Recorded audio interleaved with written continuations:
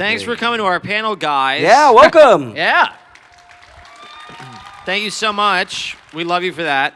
but I don't. No, Yeah. because I love you unconditionally. He only loves you I because only love you're you here. when it's because you support the show that we work on. That's right. That's very true. So let me tell you how this is going to work. We're going to talk. We're going to probably forget that we're on stage. We're going to try to remember that some of you in the audience may be appropriately aged to be watching Phineas and Ferb for the first time. But we'll have a little conversation, and then we'll open it up for questions from you guys when we get bored of each other, or when we get to be about, 15 minutes from close. But there should be a microphone. I can't see it because there's a light in my face. But we should. Yeah, open we up- can't. We can't see anything. So It's I'm over assuming there. that Right there. I'm assuming that every seat is full because I can't see Yeah, anything. it's every seat Wow. actually I'm is assuming full. that every seat is So full out there. Thank you for Yeah. all Yeah, coming. thank you, everyone. You especially in the back. Look at that. That's There it terrific. is. Oh, thank you. Like there's a visual aid now, so we can see it right there to my right. And be careful. Anyway, so guys, What up? Phineas, That's me. and Ferb. Yeah. And that's me. You guys are basically walking into, in a certain circle, a legend, right? You're rebooting a legend. Yeah. Reviving. Reviving. Yeah. Yeah, because it's not a reboot It's not a in the way reboot. that like a lot of shows that come back are an attempt. Like how many different versions of He-Man have you seen? I've been in all of them. Well, right, and those are reboots. I play the sword. Yeah, Yeah. You have the power. You are the power. I am the power. Yeah. Yeah, this is it's a continuation of where the show left off last time. So it's the very next summer vacation, and it very much feels intentionally the way that the two creators, Swampy and Dan, wanted it to feel, which is like nothing has changed from the show. I mean, obviously there's all the character development we've had over the course of the episodes and the seasons, but it feels like the same show. You know, this isn't some weird spin-off version where some of these revivals and stuff are, or whatever, or the reboots or Yeah. whatever. This is more of what people love about the show, and it's the same cast and a lot of the same writers, and so it's the same love and the same energy that we have always had. It's very exciting. I mean, it's super cool. It's like they took the show and put it in a lockbox for 10 years In a lockbox. and like left it there With a passport, safely protected. with a bunch of different identities. Yes, of course. That's my bug out bag. Jesus Christ, that's Jason Bourne. Oh.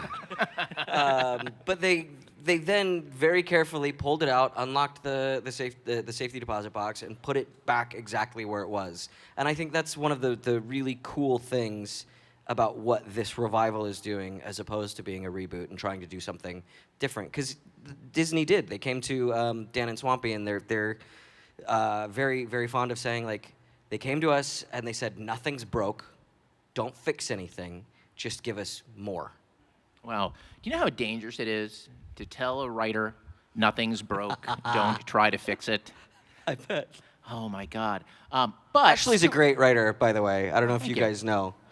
It's You, sometimes. you better know, and now you do. And now you do.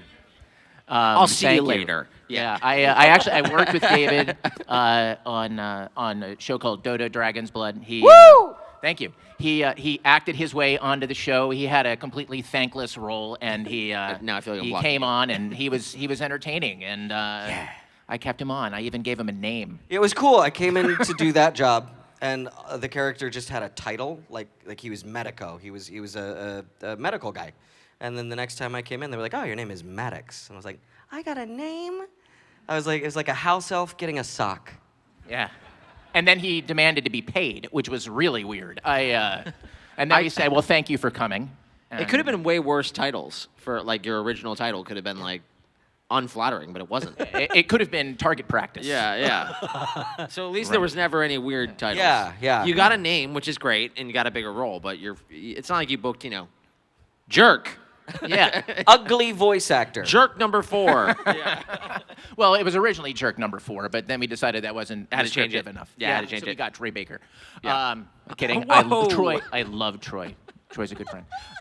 Anyway, so you guys are walking into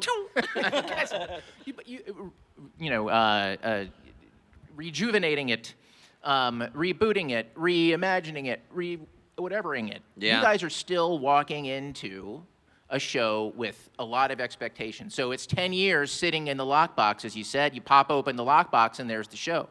You have a core audience who's now 10 years older. The core audience has specific memories of what they imagined that show was like when they first watched it. Some of them have little ones that they're bringing along to watch that show. They have enormous expectations. Yes. Do you ever feel like you might fail them? Yeah, I mean, that is obviously both the... Yeah, you guys are like, you failed us. No, it's both. It's No. both the great pleasure of having worked on this show for so long, and obviously there's some nerves in there. But like I've been working on this show for 18 years. It's been Phineas has been in my life longer than it hasn't been in my life at this point. And you never expect to work. All of us work on things sometimes where we go, this is so much fun, and we all know that this is good. But there's no guarantee that that's going to make it a phenomenon, and there's going to be, literally, there was Phineas and Ferb mac and cheese. You know what I mean? Like Kraft mac and cheese in the shapes of my face. That's nuts. And so that is a responsibility coming back and going, all right, there's been this gap in time here, but I think what helped us was... a couple years after we finished doing the main series, we did Phineas and Ferb, Candace Against the Universe, which was our movie that we did right when Disney Plus first started. And before that, the Milo Murphy's crossover. Yeah. I think Candace Against the Universe was even more significant, though, in terms of just Phineas and Ferb are back doing an adventure, and it was just so significant for Disney Plus, and it meant so much to them and to the fans, and it really rejuvenated.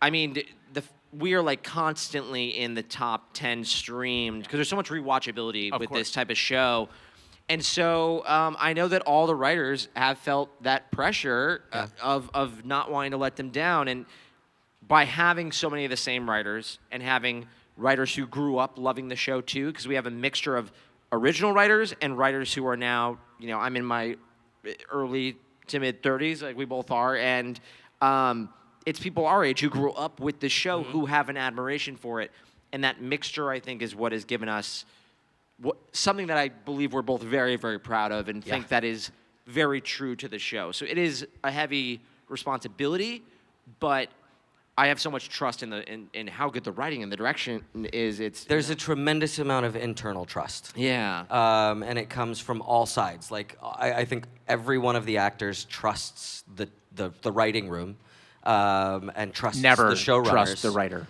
Well, but really, it's one of those shows. I've been on shows where you have this impulse to really play with the material and plus the material with you. Because you feel like you're bringing something that maybe isn't on the page. This is a show that you go in and you're like, well, this all is really, really tight, and it's very well put together. So unless you have a brilliant idea, you just kind of leave it as is and try and just give what's on the page, because you know that everybody in there has a tremendous sense of what it is. And Scott Peterson, the head writer in the writer's room, and famous murderer. Famous murderer. Famous murderer. Different one. Well, Different that's Scott what they say. Different Scott Peterson.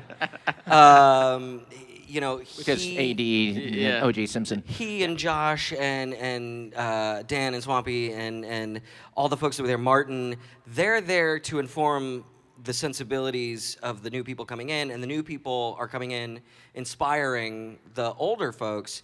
And it's funny to use that lockbox analogy. There's this interesting thing. We talk about the 10 years going by, but it was a clear box. In the age of streaming, it wasn't hidden away in the same way that Disney used to do the Disney Vault. Right. Right? If you couldn't pick up those VHSs. That's why I think Candace Against the Universe was so significant, is because that was the first year that Disney Plus, you know what I mean? That was the first year that Disney Plus, so we were able to then show them. Well, especially that, but the show also was never off the air. No, it was always on Disney. Right, Channel. it was running. Yeah. You guys saw the marathons on Disney XD. It was just so we have Big City Greens and 64 episodes of Phineas and Ferb, followed by And one that's new episode it. of Kiff. Yeah. That's all, guys. And then you're gonna watch another 64 episodes of Phineas and Ferb. And Mickey's going, yeah, and you're gonna like it too. I'm gonna get in trouble for that. Well, it depends on what you have Mickey saying. Because the show was never really gone, there's this interesting sort of continuity of fandom where people have this familiarity, and it's not as sort of tainted by memory in a weird way. Like when something gets locked away and all you have to do is remember it and think about it, it kind of morphs in your memory. And then when you come back, there's this sort of higher level of difficulty to appease all of the different versions that are in people's brains. Because Phineas and Ferb has been sort of ubiquitous, it has been around and never left, everyone has a pretty consistent version of what the characters are. And we have access to that stuff too, right? Like, you go back every now and then, you're like, okay, I'm gonna throw this on, I'm gonna refamiliarize myself with da-da-da, especially if there's a throwback. And you're like, what was that again? we're pretty self-referential in terms of the writing, where we have, ongoing gags that are consistent throughout the show. So it is, you have to do that. And we're fans of the show too. We love the show. We're pretty hyper about making sure like every script that and straight comes up in, Disney adults. Like, well, yeah, that's and true on top too. of that, we're just like Disney fans. Yeah. Yeah, so that helps. So when you guys go in and you record, and if you guys don't know anything about animation, there's anything. About anything. If you don't know you're- anything if you're about anything, completely ignorant. And welcome to our world. that's right. how we live. We'll tell Yeah. you nothing. You will learn nothing, and you will like it. There's a lot of ways to skin this particular cat. You can have actors recording separately. You can have actors recording separately in the studio and at home. You can have actors in the studio together. Do you guys record together? Do you record separately? And are you secretly sick of each other yet? No, we have never done full cast ensemble records for Phineas and Ferb. Early on, when I was working on Phineas and Ferb, when I was working on the first season of Phineas and Ferb, I was still a teenager, and I was working on another show at the same time called Everybody Hates Chris, which was a live-action sitcom, and I was working on them at the same time, and so a lot of times I would leave set from Everybody Hates Chris and then go to Disney. But then when I was on hiatus from Everybody Hates Chris, I grew up in Florida, and so I would just go back to school in Florida and record a bunch of Phineas and Ferb at Disney World. And so they have all those studios behind Hollywood Studios still, and I would go and record in these big ADR Foley stages, which for anybody who doesn't know what those are, I mean, they're like these giant sound stages where they kind of make all the noises that you hear in animation as well. So they have all the different types of flooring, and they can make, footprints and different sounds. And it was me by myself at like 13 through 16 recording over ISDN. So I was recording by myself, like incredibly by myself. ISDN is an ancient technology. Yeah. They used to do that before they had the good Wi-Fi. Before they had good Wi-Fi.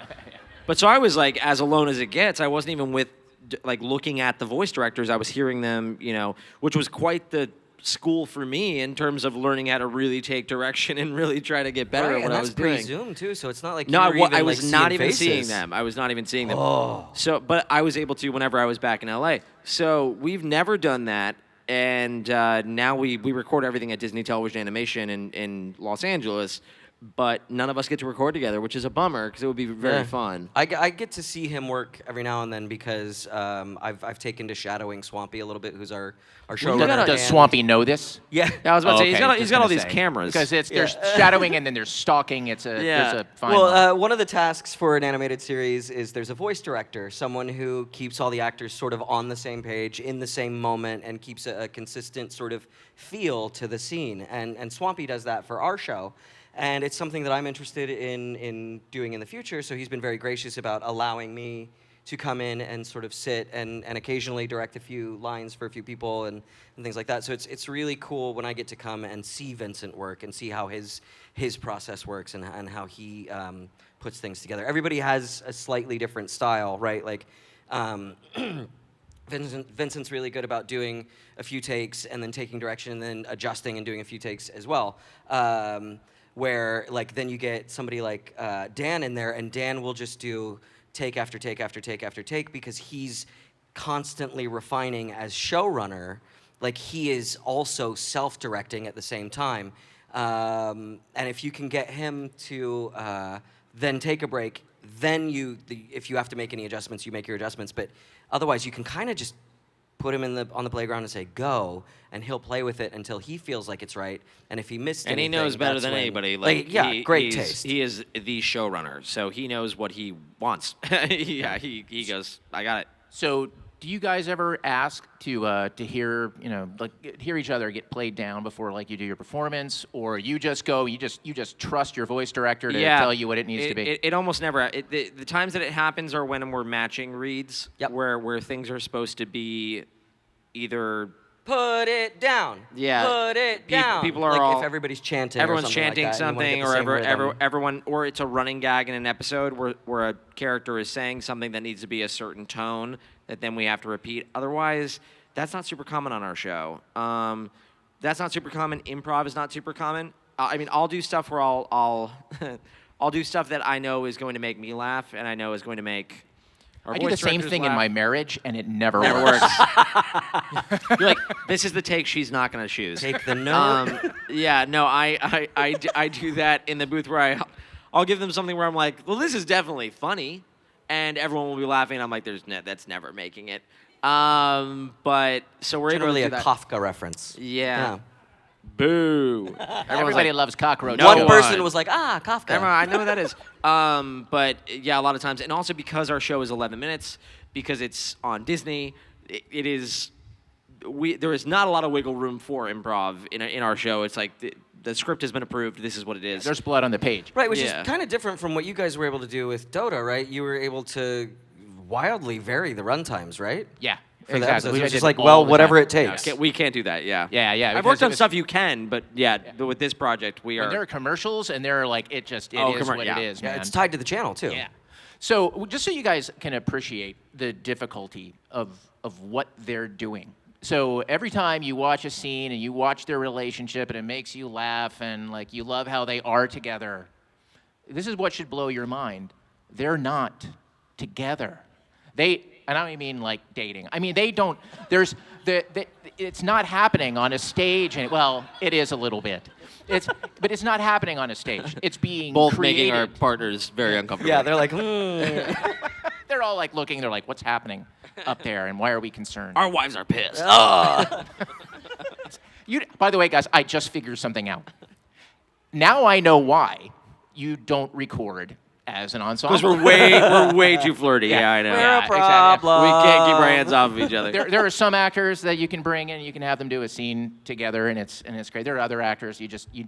By the way, I think you don't ever want more than one voice actor in a studio at one time because it turns into this is what it turns. And Our it's significant lovely others and amazing. writing letters, being like they can't record together. They Well, it's the problem of trying to make each other laugh. Dear Disney, not allowed. Because all of a sudden you're having fun. And, Yeah. everybody in the booth is having fun, and they're all having fun. And you know who's really having fun? Everybody who's getting paid by the hour. Yeah. Yeah. Well, that's the thing. It really depends on what you're What trying type of to do session, in yeah. what kind of time, because Yeah. there are certain shows that would absolutely benefit by having that sort of freewheeling, making jokes in between takes and keeping Yeah. everybody super duper loose, right? Like I imagine something like Archer would have been really well supported by that. I love Archer. Yeah. Futurama, I would guess if you talk to Phil Lamar and John, I bet that they're like, yeah, when we were in the room together and we were all keeping it loose, it made for... I was so jealous of them because they used to record at LA Studios, and we used to record Phineas and Ferb sometimes there, and you'd walk in, and Futurama was a full cast record, and I'd walk in and I'd see 8 to 10 of these voice acting legends who I really look up to, and I'd be like, "Oh, I'm all alone," and they're all going in together, and they're all gonna go have fun with each And other. they're probably going to go have a lunch together afterwards, Yeah, too. they're probably gonna Aw. all do Christmas together. But cut to the voice director who's sitting there slowly drinking Slowly whiskey. going, drinking himself to death. Here Oh, comes that's actually why DiMaggio. Get them Andre outta here. retired. Yeah? So for you guys, for each of you, what's the most difficult thing about voice acting, and what's the most rewarding thing about voice acting versus, say, stage or on camera? Yeah. Notice I didn't say real acting. Yeah. Because honestly, I Thank think voice acting goodness. is. I really hate that. And you should hate it. I actually think voice acting is harder. So Yeah. that's why I want to know what you guys. I mean, to me, I've done a fair share of live action as well as voiceover, and I do think that they are rewarding in different ways. Yeah. But I think the most difficult part about voice acting can be the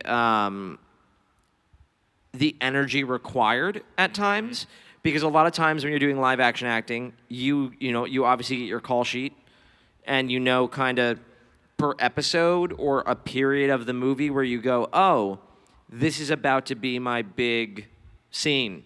This is about to be where I'm going to exert all this emotion. I know the script is building to this moment, this moment in this episode of television or whatever it might be in the end of the second act. You have some voiceover sessions that these are all about to be exertions. These are all about to be like you are using the most energy, the most emotion, the most vocally stressful. And so those can be difficult where you were just gassed afterwards, and it's 4 hours of just that, whereas you don't get that outside of voice acting as much. Like even in theater, there's a point usually at the end of Act 2 where you're like, I'm using all my, all of it. Well, sir, I guess you've never done Cats. And I never want to. That play sucks. That play, Hot take. That play, Magical Mr. Mistopheles can get out. No, but the most rewarding thing is that you can work on things and they can have such a deep impact on people, and especially doing character work, which I do a lot of. It's not my standard voice, and so I can Completely go into a character that people really love and talk to them and speak to them. and it's like you're doing a And their magic face trick. changes from to. Yeah, and it makes families so happy, and it makes kids so happy, and it really is a magic trick that's so specific to voice acting and so specific to this craft. So, to me, that's the most difficult and the best for me. I think in a lot of ways the difficult thing is the same but different for the different mediums, and it's imagination. I think the amount of imagination. Imagination.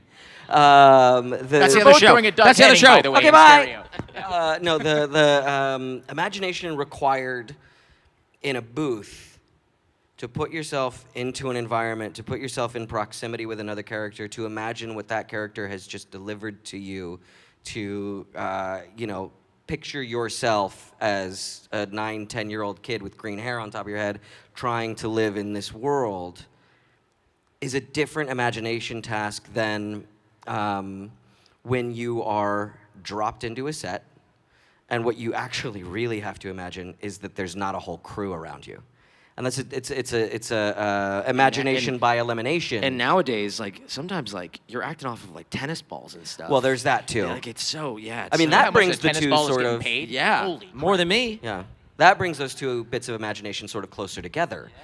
But the idea that it's imagination by subtraction when you're on camera, versus because you're in the clothes, you are the character. You're going to look like whatever you can see in the mirror more often than not. Yes, there are worlds where you're doing mocap, PCAP, whatever. You're Andy Serkis and you're going to be an ape, or something else because he can be whatever because they're going to do that. But in voiceover, it's a lot more imagination of creation. In theater too, you're getting that sort of imagination of being in the environment because you're in a set, you're whatever. Unless you're doing something a little more experimental and it's meant to suggest. But even then, you're probably working more with style.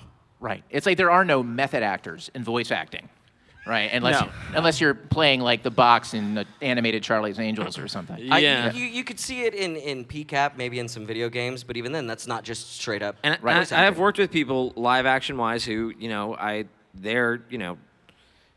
I've never worked with Daniel Day-Lewis, but you work with people, you go, you need to take your time. You are working yourself up to these moments I'm talking about, where they're blasting music, or they're doing push-ups in between scenes. They need all that because they have all this physicality in front of the camera that they have to do, and they have to get there. So yeah, you don't do a lot of that in the in the booth. Which is something that I think a lot of people in our industry, at least on my side of the industry, I think don't quite understand. Right? There's a tendency to want to stunt cast voice acting, which I think is silly, because what is that? But the thing that they don't get is what you just said. How many on camera or theater actors have this process they have to go through? And you said the word that I think was key was energy, right? Yeah. And understanding the energy of a line. I've worked with on camera actors who've come in to do voice work for me, and they're very used to doing something that's very naturalistic. And I have to tell them, I need you to trust me, and I need you to make it bigger, and I need you to trust me to tell you to bring it down, and to bring it in a place where you will recognize it, but it won't be flat and dead. Because so often I find that people who do stage is actually a little bit different, but people who just do like on camera, who come in have never done it before, they tend to disappear on their first takes until they get comfortable with it. It's a little bit of squares and rectangles. All squares are rectangles. Not all rectangles are squares. And you learn that here first, kids. A number of on-camera actors, a number of theater actors are going to be great at voiceover, but not all of them. And all voice actors, hopefully, will be great at voice acting, because if you're doing something, hopefully you're great at it. Right, but it's like, but all those things, like, that physicality, like what's happening on your face, what's happening with your body, like that you're not capturing any of that. So, I went to see about 10 years ago. But it's still supportive. Yes. Not to cut you off, but No, all of fine. that stuff that you're doing, all that physical stuff, It's still is happening. so important. You watch it in the booth. You watch. You can look like an absolute moron, but if what you're trying to do is manifest sounds out of your face.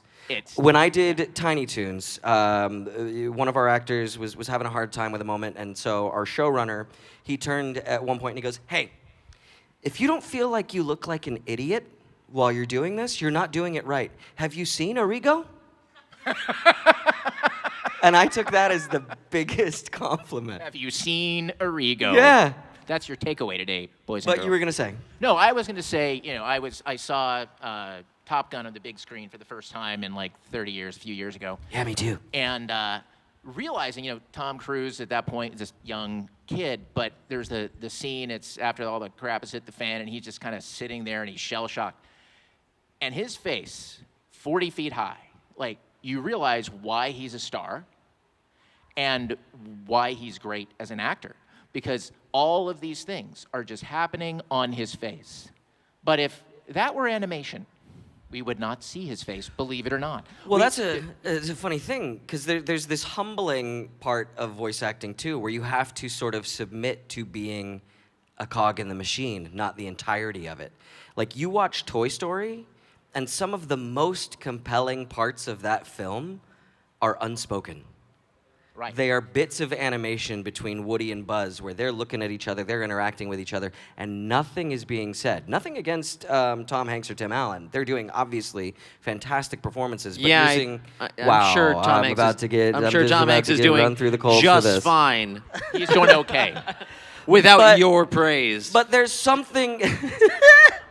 There's something to be said for sort of submitting to the idea that you are contributing a part of the whole, as Which opposed you are. to... There are, board artists and directors and the animators who will tell you that they key how they depict the character and how they depict the character's emotions and kind of how they act from what's happening in the voice that they're getting. If they're, they would much rather have that radio play before they begin to do the art. Absolutely. Because it tells them something about who that character is. So Well, you're right. You can hear things. You can hear movement. In X-Men, there was a line for Mojo, and I was something like, "Gamer girl in a gamer world," and like that's how I must have recorded it, because that's how they definitely animated it. You can hear it and feel that shoulder pop. So I made a promise to you guys. I said when we had about 15 minutes left, I'd let you go up to the microphone stand that's right over there and ask questions. We have 13 minutes left. So I lied, but that's okay because I'm from close. Hollywood and that's my job. But as honestly as possible. I try to lie as honestly as possible. That's showbiz. I smile when I do it. If you have questions, please go ahead and line up over here. And you don't have to battle for the microphone unless that would be more entertaining for all of us. Are the questions all about Tom Hanks? Yeah, or Tim Allen, anything like that. About no, anybody Tom Hanks' wanna Academy Awards? Talk crap about Troy Baker. How he has 2 Anybody? I will. Academy Okay, Awards. cool. Yes, ma'am. So my question's for either one. But do y'all think there are repercussions for having Ferb's love interest be Vanessa and then them get together when they turn 18? Yes, a long and storied love story. I think that's great. Because It's beautiful, because they're not going to do anything until it's right. Right now. The last episode of the last season, like season 4, the last episode, Ferb and Vanessa had already had their plans to like, oh, Ferb graduated. so we Listen, can I'm go going to be say together. it's That's all actually above not- board. That's actually not the last episode of. That's true. No, The it's not. But a original lot of last people think that No, it it wasn't is. the last episode Yeah. either of the original. Summer Belongs to You was, right? No. The last day of summer is Last actually Day of Summer. the final Oh, with episode the of season song, 4. But one of Act our Your Age was... one of our last 11 minutes that we did was Act Your Age. So it's not the last episode. It was just a fun idea that they wanted to do and that they had for the ending of the show. I think everything's above board. That's the way I look at the mythology. Thank you. Yeah. Yes. Ask your question. Hello. Hey. My question is, what kind of emotion did y'all feel when y'all came back together for the new season?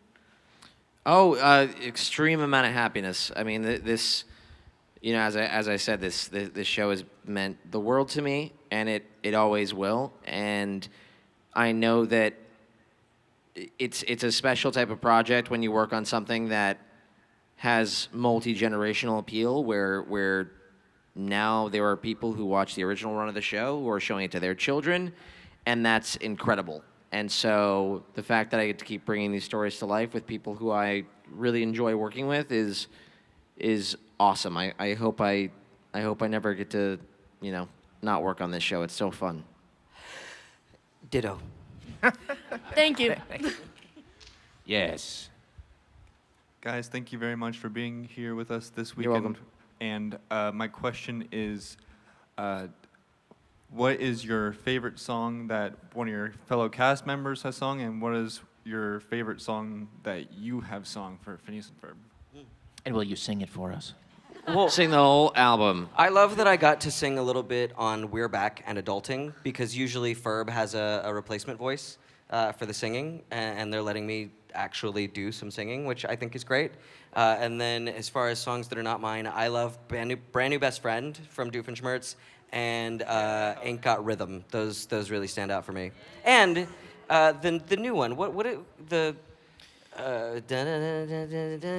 Summer is starting right now. He did such a great job on that. Yeah. Like, you listen to that, the start of this season, it's fantastic. He killed it. Yeah, thank you. No, I do really love that new song that kind of kicked off our new season.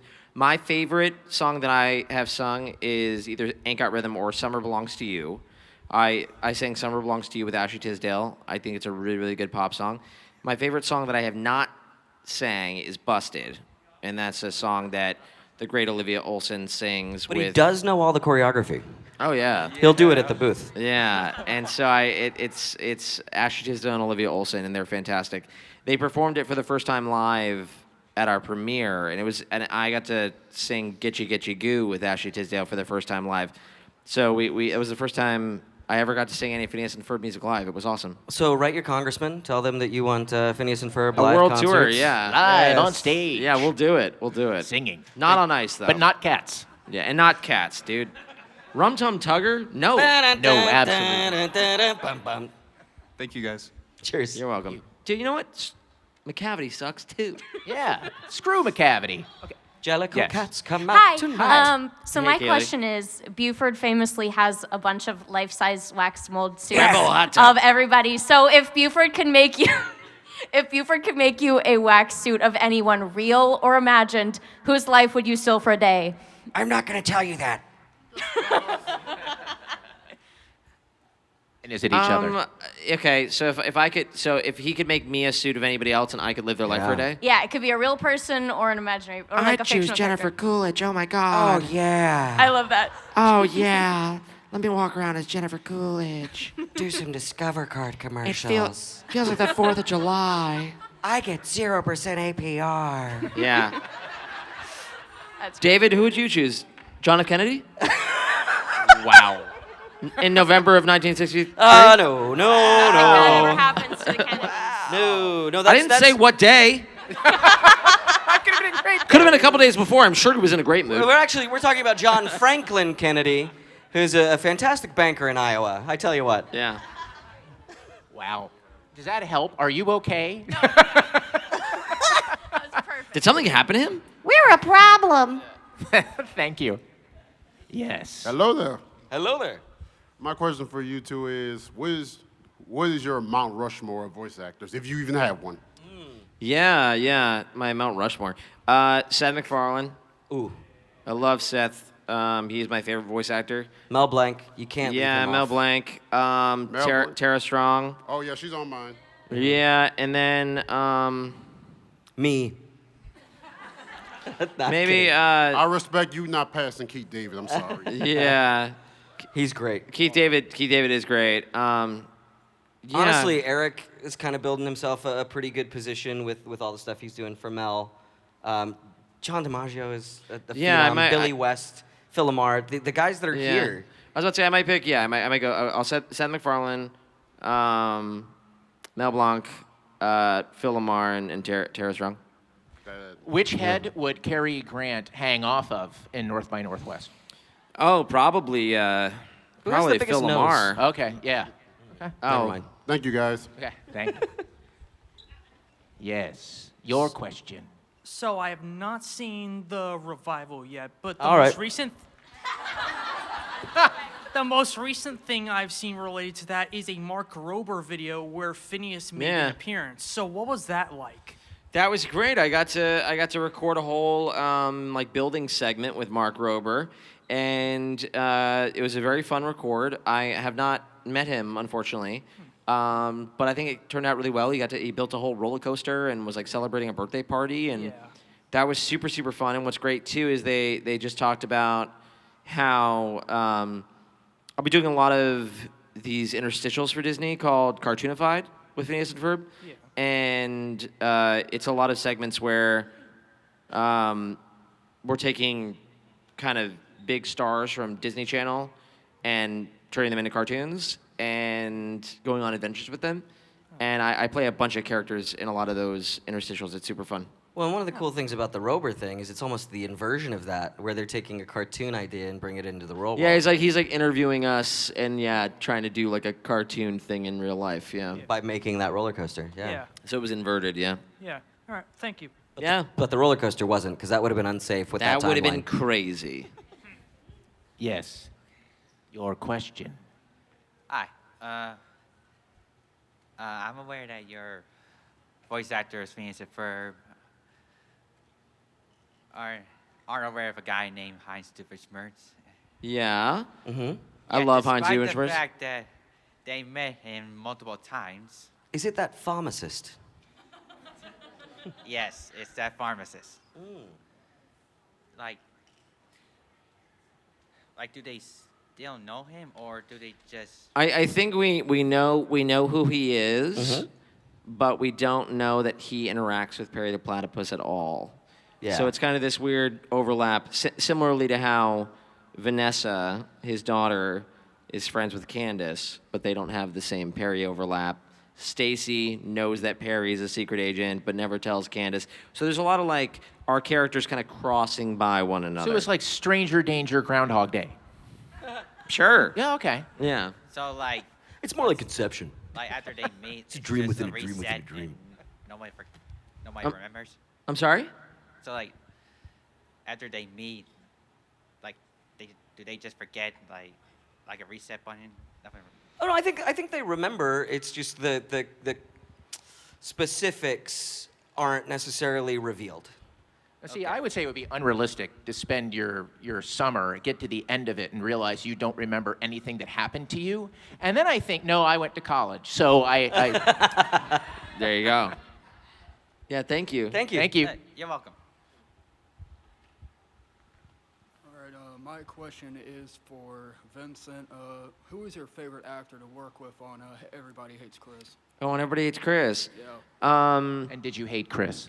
No, I was actually the only person who didn't hate Chris. Okay, Everybody hates Chris, but me. I What's the played name his of your- best friend, so I was looking out for him. I think my favorite actor to work with on that show, I mean, I loved working with Tyler because I worked with him a lot, and now he works on Abbott Elementary. He does great work on that show. Tyler's super talented.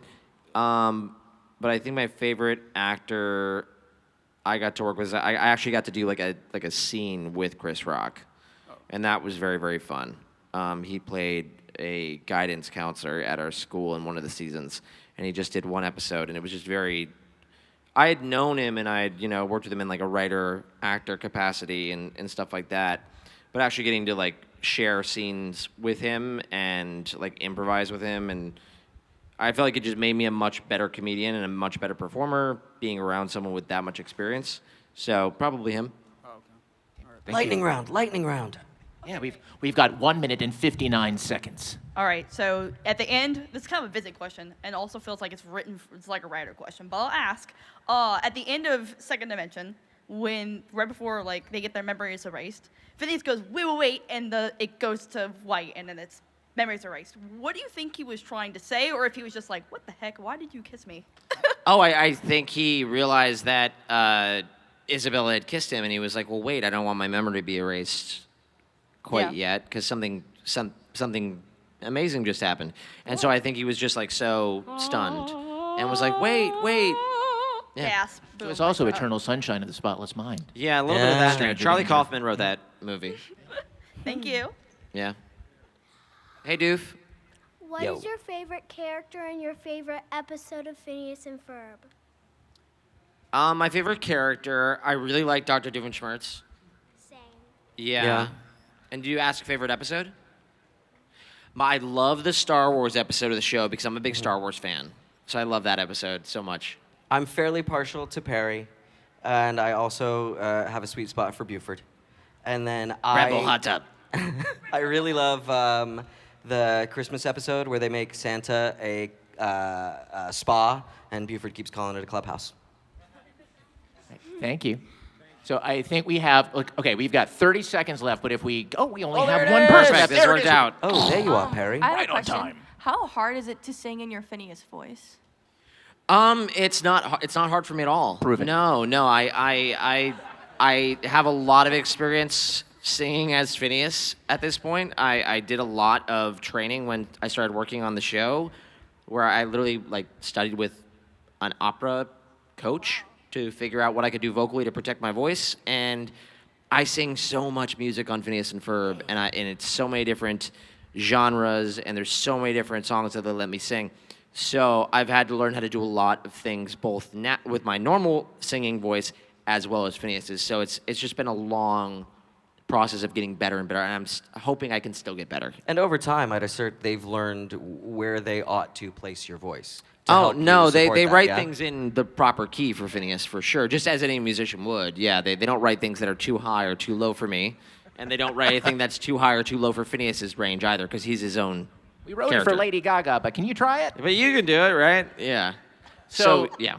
Ladies and gentlemen, we are out of time. The light is blinking at me, but here's the thing. First of all, you guys are down on the floor. You're signing autographs, and Yeah, photos. come see us at the booth if you haven't. That's right. He's going to sing. It's going to be great. Also, we don't want you to leave.